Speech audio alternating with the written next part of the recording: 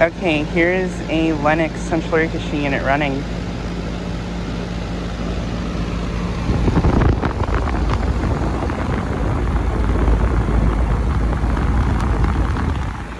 Just got this unit starting up.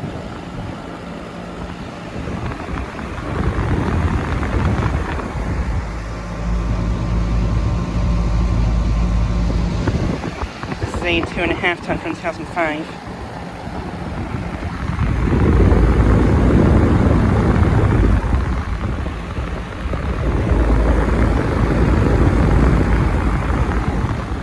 I believe it has a Copeland scroll compressor.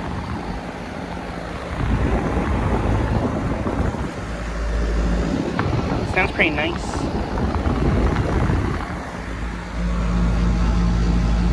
And the suction line is ice cold. Liquid line's after temperature. But yeah. I am currently at a commercial place I looked at in my town not too long ago. Is at a location that has a little bit of a steep location, so yeah.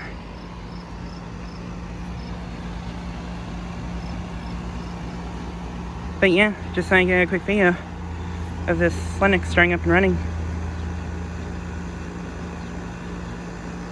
Anyways, thanks for watching.